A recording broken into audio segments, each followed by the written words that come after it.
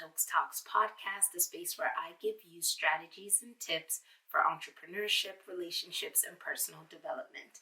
Happy Wednesday, happy hump day. I hope you're having an amazing week so far.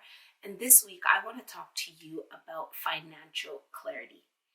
So this is our clarity month, and I thought it was only right to talk about money, especially because it's the new year. We have these money goals, we have these purchasing goals, and all these things that have to do with money. But if we can't see what our money is saying, we're not going to be able to maximize on our money or clear out any necessary debt that we need to clear out.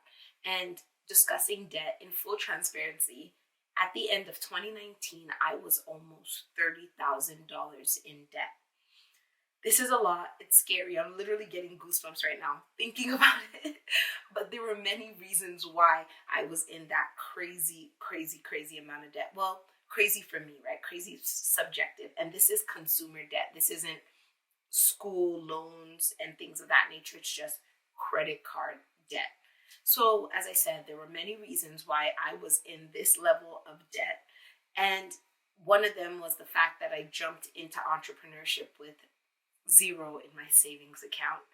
And also, I'm not going to lie, some bad spending habits or spending habits that weren't really thought through, things that I felt pressured to purchase, things that I wanted to do for other people, even though I really couldn't afford it, all of that kind of stuff.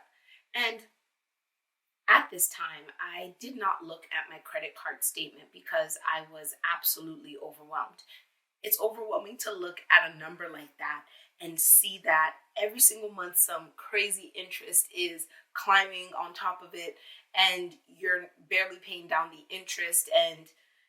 And yeah, it's terrifying, especially when I don't even know how much I'm going to make from this new venture, although I followed my faith and I did it anyway. But now I'm happy to announce that in a few months I will be nearly debt-free. I will be completely debt-free, have nothing left. That $30,000 is about to hit a zero.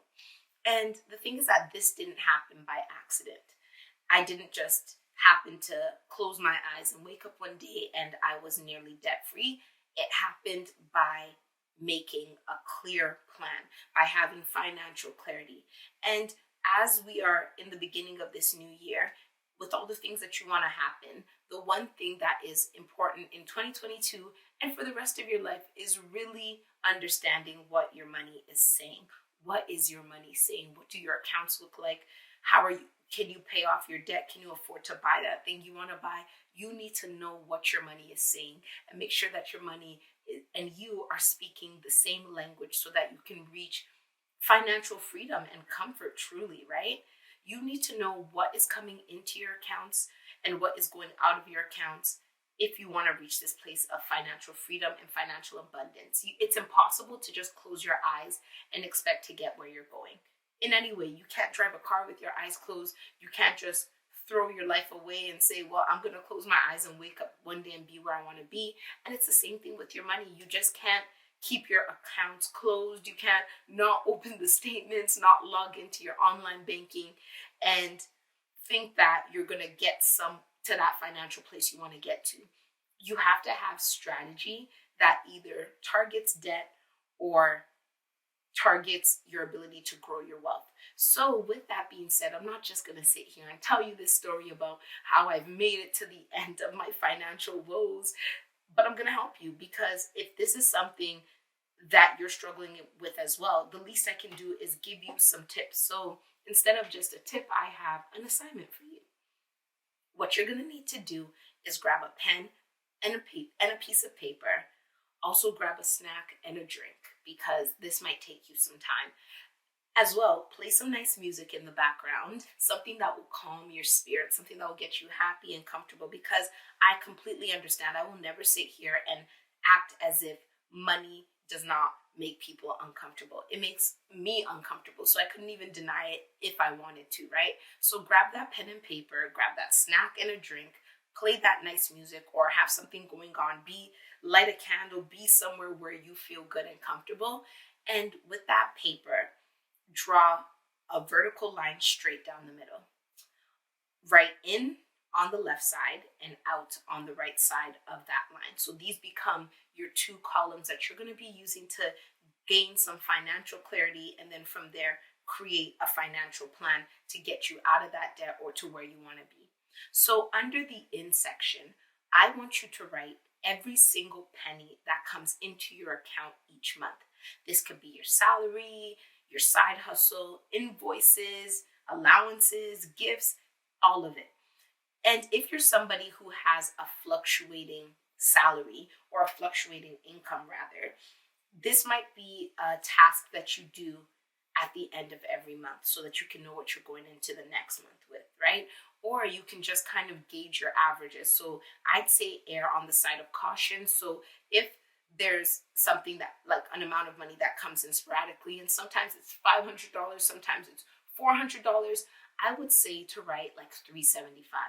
Because at the end of the day, if you know you go above that, even better, you have more, right? But if you were to write something like 500 and base your budget around that, you could end up in the same situations you were in where you're not balanced at the end of the day, or your expectations of your ability to pay off your bills or keep or save or do anything is really thrown off because your less is coming in than what you had initially expected. So everything that is coming in, write it on in the in column. Then on the other side, under the out column, write every penny that goes out. And this can be a little bit daunting because the easy things to think about are things like your phone bill, your utilities, rent if you want to pay, if you pay it, all those type of expenses. But I also want you to write things like your nails, write your hair, write your facials, write your savings. If there's a certain amount that you're saving every single month, put that there. If you're paying tithes, put that there. If you're paying yourself every month, put that there as well. All the money that is going out. And sometimes we don't even realize how much money goes out. Do you do your eyebrows every so often? How about those lash extensions? Write it out, every single penny that goes out. How often do you go to the drive-thru? Like, we can write groceries there, but then how often do you stop by and get a burger on your way home? And then how often do you go for dinners? How about movies? How much do you spend there? All of these things that you do in a month. Clothing. What do you buy? Do you think you're going to need some accessories and you're going to hop in and buy it? How about Amazon? Write every single penny that you can think of. And one of the easiest ways to really get your out section the most comprehensive is to go into your bank statements, go into your debit card statement, go into your credit card statement for the past month and see the things that you're spending on. Is it Netflix? What is reoccurring? What are the things that you forget even come out of your account because they're probably automated, so you don't even realize that that is something that needs to go into the out column. So put all of that in there. And the next thing you need to do is do the math. So add up everything in your in column and put the subtotal at the bottom of the page. Then write everything in your add up everything in your out column and put it at put the sum of it at the bottom of the page as well, right? Now subtract your outs from your ins and you'll get a number. With that number, my question is, what do you see? Is it a positive number? That's great. What that means is that you have a little bit of something left over, and now you can decide what you're going to do with that extra money. And if it's at a zero, you've balanced for the month. You spend exactly as much as is coming in. That's exactly the same amount that's going out. You have made it by the skin of your teeth. This can be a little bit risky though, right? Because if one unexpected thing happens, if your car just like if a tire blows, if you have car issues, if there's an unexpected expense, if your tooth starts to hurt and you got to go to the dentist, you're really about to be in the negative, right? You're 1 second away from entering into the negative. And finally, if you already are in the negative, if that sum is a negative number, great. Not great that you're in a negative, but great that you now know that there's a problem and you have the clarity to make an informed decision on what you're going to do with that problem and how you're going to work to solve it. Because this is going to be happening regardless. Every single month, you're either in the red, you're either in the black, or you're hitting it completely on the zero exactly every single month. But the only difference is that you don't know that this is happening to you. So you're living your life not understanding, being in a place of darkness about your finances. But now you're going to be able to see exactly what it's saying and know how you're going to move from there. So if you're in a negative, the question you ask yourself is, do I need to make more money? And if so, how? What can I do? Can I take on a side hustle? Can I take on some extra work? Can I help somebody? What are the ways that you can increase your income? Or do you need to cut back and adjust? And the question now becomes, what are you cutting back and adjusting? Maybe you're trying to save a bunch of money right now while aggressively paying down your debt. So you can decide that, you know what, instead of me having a savings right now, maybe it's time for me to pay down my debt with that savings, because if I do that, I'm going to be able to pay that debt down faster, reduce my interest payments, and then maybe in a few months, I can move all of the money that I was using towards debt repayment to aggressively save. Or you can decide, I don't want to aggressively pay down my debt. Maybe it's time for me to just reduce my debt payments to something above the minimum. Please, please, please, if there's nothing else you take from this, do not pay the minimum on your credit card. Please pay a little bit more than that, because you're paying down the interest and you will be paying for the rest of your life. And none of that money will be going towards the actual principal of the money you owe. So if you don't listen to anything else I say, just hold on to that one, please. So yeah, you can decide that, well, maybe I don't want to go so hard and aggressively on paying down my debt, and I'd rather put some more of that into savings. There's many reasons why this can be an option. One of them is that the interest you're going to make from investing or saving, and when I say saving, I mean more so investing, if you have a choice. If not, then please, please, please go for a high interest savings account at the least. Get more than a couple of pennies every single month. So if you have your debt consolidated now, for example, in a low interest credit card or in a line of credit or in a payment plan where you're actually not paying any interest for the next 6 to 8 months, then maybe it would be worth your while to put a little bit more of that into savings. And then when it reaches the time, let's say you're not paying for 6 months, so when June hits and you know things are about to come back at you, you can take a lump sum from your savings and pay off the debt completely, or set up your debt repayment monthly so that you can literally be done paying it off by the time interest will be added to the equation, right? So you need to just see how you want to adjust. And because you're looking at this sheet of paper and you're seeing what's coming in and out very clearly, you're not speculating, you're not assuming, you're seeing the numbers, you hold the power to be able to really erase, cross out, edit. Maybe you do your nails every 2 weeks and you realize that, you know what, that's too much. Maybe now I'm going to do it every 3 weeks. So instead of doing it twice in a month, it ends up being once every month, and then a few months will be right at the beginning and right at the end of the month. And through that, you might, instead of doing 24 nail appointments in a year, you might end up only doing 20 nail appointments in a year. And now that those 4 nail appointments at $60 a piece that you just saved $240 from, that can now be added to your monthly expenses, right? So you need to just look at those numbers and decide what you're going to do now that you have the clarity. And I think it's important to note that I'm speaking about this with hindsight of what I did and where I'm at, but in no way am I saying that this is a comfortable exercise. When you see those numbers, the ones that have been haunting you in your sleep or in emails that you're not opening, when you see them on real paper, when you see them in real time, it can be ridiculously uncomfortable. But the thing is that, yes, it's uncomfortable, but it's worthy. And it's a very necessary exercise because you owe it to yourself to know what's happening in your life. You cannot walk through your life financially blindfolded on purpose, not knowing what's happening, because you're putting yourself at a disadvantage. All of these goals that you have for yourselves, the things that you want to accomplish, you will not be able to do that. And you won't understand why, and then you'll be sad. But it could just be literally a tweak. It could be looking at this paper and saying, I do not need to be putting $1,000 into that. If I put $500, I'll be finished paying that off by the end of the year, and that'll give me $500 to allocate towards something else that's important to me.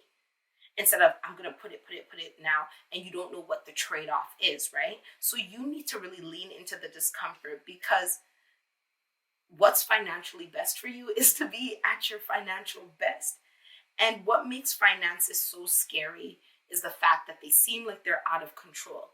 But when you do this clarity, like financial clarity exercise, you're going to see that that's not true.